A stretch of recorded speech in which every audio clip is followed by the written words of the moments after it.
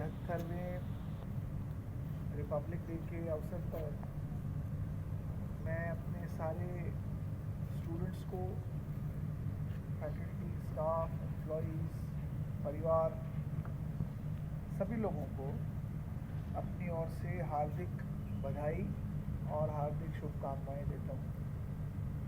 यहाँ मेरे यूनिवर्सिटी से डीन एकेडमिक्स प्रोफेसर ज्योति, dean student welfare professor Nirmal Singh तथा मेरे विश्वविद्यालय के बाकी टीचर्स, स्टाफ, हमारे सिक्योरिटी के सारे कर्मचारी, यहाँ के बाकी हाउसकीपिंग के कर्मचारी, आप सब लोगों को मैं बधाई देता हूँ कि आज आप लोगों ने इस कार्यक्रम का आयोजन भी किया और इस कार्यक्रम में अपनी सहभागिता भी दिखाई। जैसे अभी हम सुन रहे थे, बहुत ज़रूरी है हमें ये समझना कि हम लोग जिस देश को भारत कहते हैं, ये वास्तव में भारत की परिभाषा और भारत का अर्थ, अभी डॉक्टर नकुल कह रहे थे भारत की परिभाषा के बारे में, भारत का जो शब्द है इसका अर्थ क्या है। हम सब लोग जानते हैं कि भारत का अर्थ बहुत सारे अर्थों में इसकी परिभाषा अंकित की गई है, परंतु जिस विषय को इन्होंने छेड़ा वो ज्ञान का विषय है कि जिस देश को भारत कहा जाता है उसका अर्थ है, एक ये अर्थ भी है कि डिस्पेलर ऑफ नॉलेज, मतलब एक ये वो स्थान, ये वो देश, ये वो राष्ट्र, जो देश ज्ञान को बढ़ावा देता है, ज्ञान को फैलाता है। और यही कारण था कि भारत हजारों वर्षों तक ज्ञान का एक बहुत बड़ा स्थान रहा, जिसका परिणाम ये निकला कि इस देश ने इतने सारे विचारक, इतने सारे इन्वेंशंस, इतने सारे कॉन्ट्रीब्यूशंस, इतने महत्वपूर्ण कॉन्ट्रीब्यूशंस, जिसको देश दुनिया देख के बड़ी चकित रहती है। हम लोग आज दुनिया में मेडिसिन और साइंस में वेस्ट को देखते हैं, अमेरिका, यूरोप की ओर नज़र दौड़ाते हैं, लेकिन बहुत सारे लोगों को शायद ये ज्ञान नहीं होगा कि इसी साइंस, इसी मेडिसिन की जो उत्पत्ति है वो भारत देश में हुई, जहाँ हमारे सामने महर्षि धन्वंतरी थे, महर्षि चाणक्य थे और महर्षि सुश्रुत थे, जिन्हें आज हम कंटेम्प्रेरी वर्ल्ड में डॉक्टर कहते हैं। हमारे देश में इन्हें महर्षि कहा जाता था। ये अपने उस समय के बहुत बड़े साइंटिस्ट रहे। जैसे महर्षि सुश्रुत थे, आपको ये जान के बड़ी हैरानी होगी, जिस सर्जरी पर आज हम कहते हैं ऑपरेशन करना है और ये सर्जरी हमारे को यूरोप या यूनाइटेड स्टेट्स से मिली है, हज़ारों वर्ष पहले महर्षि सुश्रुत ने सुश्रुत संहिता में इन चीज़ों को दर्शाया कि सर्जरी को कैसे किया जाता है। जो आज हम आँखों का कैटरैक्ट ऑपरेशन करते हैं, इसके बारे में कई हज़ार वर्ष पहले महर्षि सुश्रुत के संहिता में इन चीज़ों को दर्शाया गया कि कैसे इन चीज़ों को, किन ऑपरेशंस को उस समय में उस ज़माने की विधि से किया गया था। ऐसे ही आज हम मेडिसिन की क्षेत्र में जाते हैं तो कैसे हमारे यहाँ महर्षि धन्वंतरी या महर्षि चाणक्य, इन लोगों ने कैसे प्रकृति से ही, प्रकृति ने जो हमें वरदान दिया है और उसको आयुर्वेद का रूप देके इन्होंने लोगों तक पहुँचाया। आज आप इतने सारे हम लोग कपड़े विभिन्न प्रकार के पहनते हैं, इस का जनक भी भारत ही रहा है। टेक्सटाइल भारत की एक बहुत बड़ी स्ट्रेंथ रही है। हम लोग इतने बड़े बड़े कैनाल्स, मकान, बिल्डिंग, शिप्स, जहाज़ जो आज हम देखते हैं दुनिया के आसपास, सबसे बड़े शिप मैन्युफैक्चरिंग के रूप में भारत को देखा जाता था। बड़ी छोटी छोटी चीज़ें, आप लोग घर में सांप सीढ़ी खेलते हैं, लूडो खेलते हैं, चेस खेलते हैं। हमें लगता है कभी शायद ये विदेशों से आया हमारे देश में, लेकिन बहुत लोगों को शायद ये जानकारी नहीं है कि ये छोटे छोटे खेल भी भारत के अंदर ही निर्मित हुए थे। तो कहने का मेरा अर्थ ये है, भारत को सोने की चिड़िया इसलिए कहा जाता था क्योंकि भारत के अंदर बहुत कुछ बनता था, भारत के अंदर बहुत कुछ निर्यात होता था, भारत के अंदर बहुत कुछ प्रोड्यूस होता था, गुड्स के नाते, सर्विसेज के नाते, नॉलेज के नाते। और दुनिया भर से लोग भारत आते थे, और इसलिए आते थे कि या तो व्यापार करने के लिए आते थे, और व्यापारी किस लिए आते थे, वो अपनी चीज़ों को यहाँ खरीदने के लिए आते थे। जो चीज़ें भारत में बनती थी, चाहे वो मसाले बनते थे, कपड़े बनते थे, बटन्स बनते थे, या विभिन्न प्रकार स्टील बनता था, मेटल बनता था, उन चीज़ों को खरीदने के लिए भारत आते थे।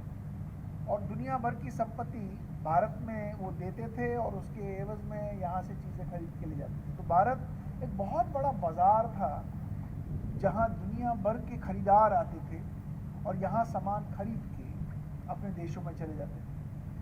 भारत में वो पढ़ने के लिए आते थे। यहाँ के विश्वविद्यालय, एक से बढ़कर एक विश्वविद्यालय, नालंदा, सोमपुरा, उदांतपुरी, शारदा, तक्षशिला, वल्लभी, कंठनूर शाला, एक से बढ़कर एक विश्वविद्यालय भारत में थे। आज हम हार्वर्ड या लंदन बिजनेस स्कूल की बात करते हैं, ऑक्सफोर्ड की बात करते हैं, लेकिन भारत के अंदर एक से बढ़कर एक विश्वविद्यालय। जब दुनिया में विश्वविद्यालयों के बारे में पता भी नहीं था कि विश्वविद्यालय होता क्या है, भारत के अंदर तक्षशिला जैसा विश्वविद्यालय खड़ा हो गया था जहाँ दुनिया भर से लोग पढ़ने के लिए आते थे। तो मेरा कहना ये है कि भारत को सोने की चिड़िया इसलिए कहा जाता था क्योंकि लोग दुनिया भर से सोना लेके आते थे और भारत से सामान खरीदते थे, और भारत के अंदर सोने के भंडार लग जाते थे। इसलिए हमें मंदिरों में सोना दिखता था, घरों में संपन्नता दिखती थी, क्योंकि हमारे यहाँ इतनी संपन्नता आ जाती थी। परंतु दुर्भाग्यवश जो है वो पिछले 700-800 वर्ष हमारे यहाँ आक्रमणकारी आए, हमारे यहाँ अंग्रेज़ आए जिन्होंने हम पे हुकूमत की, और उन्होंने यहाँ के व्यवस्था को, शैक्षिक व्यवस्था को, हमारी इकोनॉमिक व्यवस्था को अस्त व्यस्त कर दिया। और 47 के बाद हम लोगों ने उसी व्यवस्था का पुनः अनुसरण किया। हम लोगों ने प्रगति की 47 से लेके अब तक, लेकिन जिस गति से हमें प्रगति करनी चाहिए थी, हम उस गति से प्रगति नहीं कर पाए। हमारे साथ ही बहुत सारे देश आज़ाद हुए। अगर आपने कभी ध्यान दिया हो, हमारे साथ ही कोरिया जैसा देश भी आज़ाद हुआ। कोरिया जैसा देश जो अब नॉर्थ कोरिया और साउथ कोरिया कहा जाता है, 1945, 47, 48 के करीब ही आज़ाद हुआ। ऐसे ही हमारे साथ ही हमारे बाद जो देश आज़ाद हुआ वो इजराइल जैसा देश है, छोटा सा देश है। सिंगापुर 1960 के बाद सिंगापुर बना था, मलेशिया से अलग हो गया था, एक छोटा सा देश। और हमारे पड़ोस में चीन, जहां 1945 या 46 के अंदर पहली बार कम्युनिस्ट सरकार बनी। अगर आप इन देशों का अनुसरण करोगे, इन देशों को देखोगे जो हमारे देश की आज़ादी के बाद जो जिनकी स्थापना हुई एक राष्ट्र के रूप में, और उसके बाद 1970 में बांग्लादेश, तो आपको बहुत सारी चीज़ें हैरान करेंगी। आज बांग्लादेश हमारे बगल में है, उस बांग्लादेश की जो पर कैपिटा इनकम है, यानी प्रति व्यक्ति सालाना आय, वो हमारे देश से ज़्यादा है। हम अगर आज एक व्यक्ति की सालाना आय देखें एवरेज इस देश में, तो एक व्यक्ति सालाना 1.5 से 2 लाख रुपया कमाता है सालाना। लेकिन अगर हम बांग्लादेश की ओर नज़र दौड़ाएंगे तो उनके देश में एक व्यक्ति सालाना 2 लाख, 2.25 लाख से भी ज़्यादा की सालाना एवरेज आय है। लेकिन अगर हम उन देशों की ओर भी ध्यान दें जो देश हमारे साथ ही आज़ाद हुए थे, तो आप हैरान होंगे, सिंगापुर जैसा देश, आज वहाँ की एक व्यक्ति की आय 35 से 40 लाख रुपया सालाना है। नॉर्थ कोरिया, साउथ कोरिया की ओर देखें तो हम इन देशों की भी आय देखेंगे तो 10 से 12 लाख। इजराइल जैसे देश की आय, चाइना जैसे देश की आय, एक व्यक्ति की सालाना आय हमारी सालाना आय से बहुत ज़्यादा है। ऐसा क्या इन देशों ने किया? हम लोग सोने की चिड़िया थे, संपन्नता थी।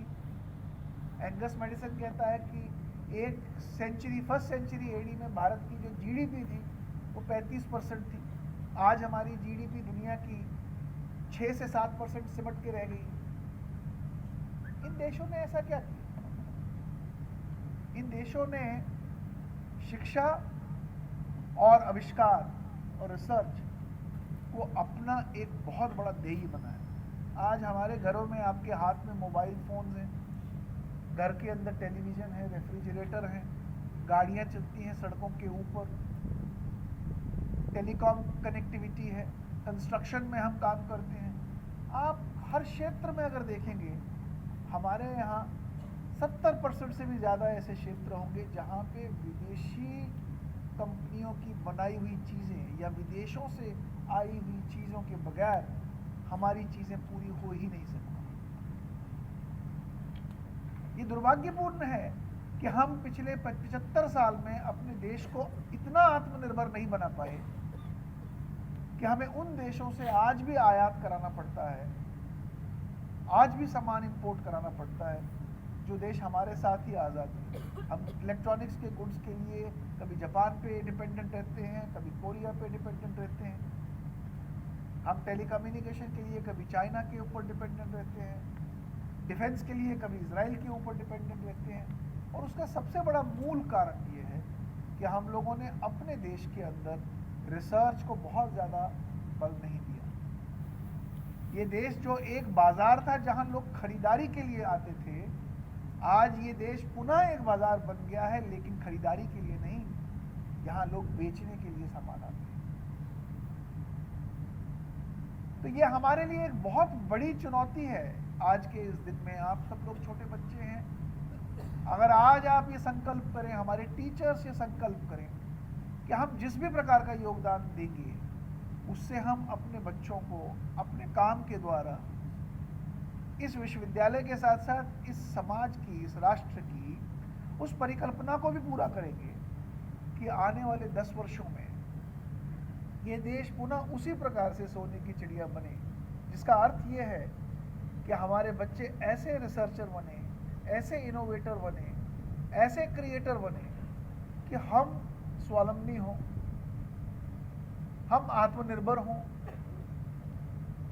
और उस दिशा में हमारी शैक्षिक क्रांति बढ़े। इसलिए आज अपने देश को अगर हम इन देशों से भी कंपेयर करें तो आप एक चीज़ को देख के बड़े हैरान होंगे। जब दुनिया भर की इनोवेशन इंडेक्स को आंका जाता है तो आप हैरान होंगे। यही देश, जिन देशों का मैंने नाम लिया, पहले 10 या 12 लोग देशों के गिनती में होंगे इनोवेशन की दर पे, और हमारा देश 40वें या 45वें स्थान पे होगा।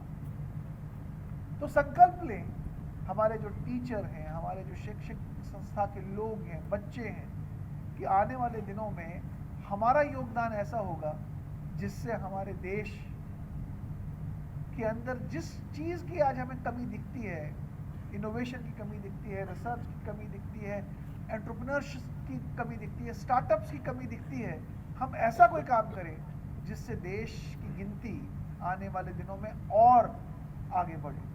हम लोग आज 4 ट्रिलियन की इकोनॉमी है, हम इस प्रकार का काम करें कि देश की इकोनॉमी को हम 10 ट्रिलियन 20 ट्रिलियन की इकोनॉमी की ओर लेके जाएं। और इसमें टीचर्स का बहुत बड़ा रोल है, हमारे स्टूडेंट्स का बहुत बड़ा रोल है, हमारे पेरेंट्स का बहुत बड़ा रोल है। और मैं इस विश्वविद्यालय तक अगर बात सीमित रखूं तो हमारे इस विश्वविद्यालय की परिकल्पना जो है वो ये है कि हमारे यहाँ से निकला हुआ प्रति बच्चा अपने हाथ के हुनर से अपने जीवन की जो दिशा है उसे उस ओर लेके जाए जिससे न केवल उसके व्यक्तिगत, उसके परिवार का, उसके समाज का और उसके राज्य का तथा उसके राष्ट्र का भी नाम गौरवान्वित हो। हमने इस दिशा में बहुत सारे कदम उठाए हैं, लेकिन अभी बहुत पर्याप्त नहीं है। अभी हम अपने आप को अगर आंकें तो हम बहुत ज़्यादा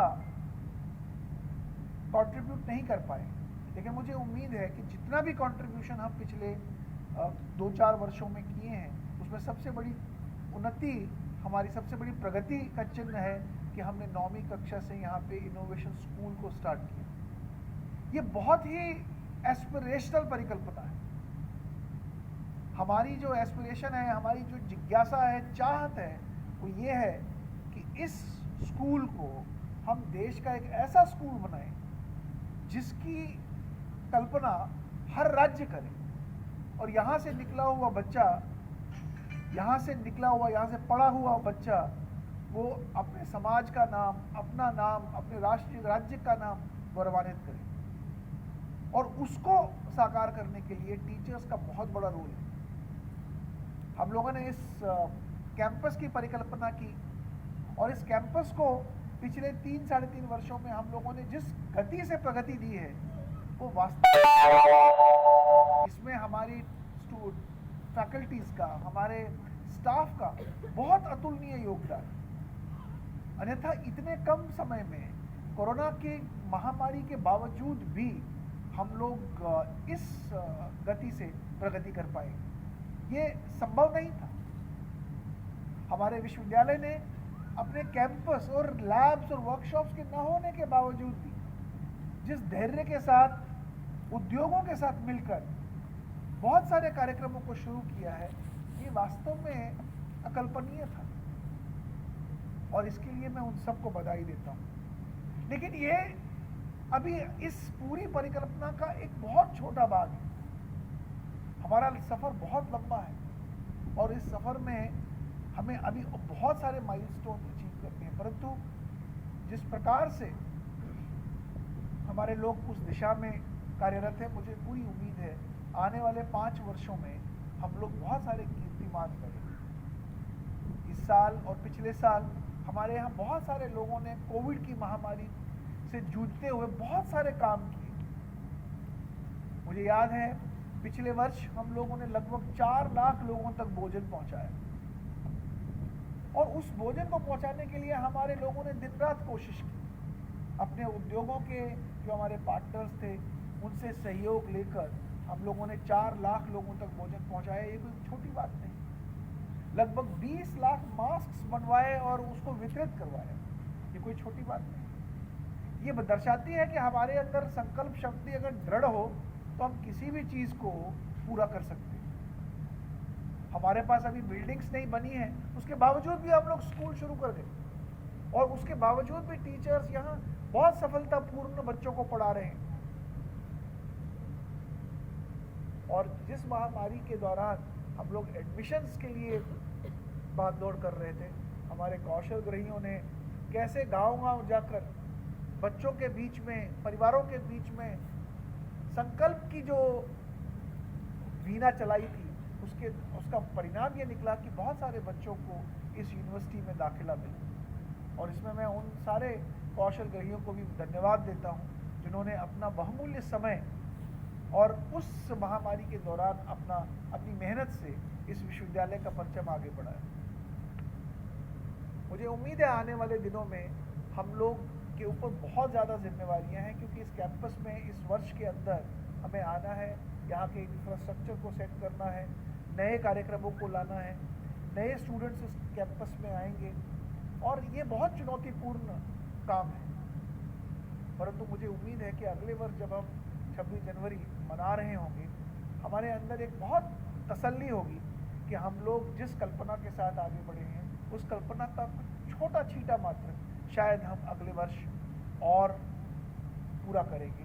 और उम्मीद है कि आने वाले 8-10 वर्षों में इस विश्वविद्यालय को हम लोग देश दुनिया के विश्वविद्यालयों के गिनती में अवश्य लेके आएंगे। इसी कल्पना के साथ मैं एक बार पुनः इस 73वें रिपब्लिक डे पे आप सबको बधाई देता हूँ और आप सबसे निवेदन करता हूँ कि आप अपने अपने व्यक्तिगत जीवन में आप जिस भी रोल में हैं, आप स्टूडेंट हैं, टीचर हैं, एम्प्लॉई हैं, हाउसकीपिंग के हैं, फैकल्टी हैं, टीचर हैं, अवश्य कोई ना कोई संकल्प लें और उस संकल्प को पूरा करने के लिए अपना जीवन, अपना समय, अपनी एनर्जी ज़रूर लगाएं।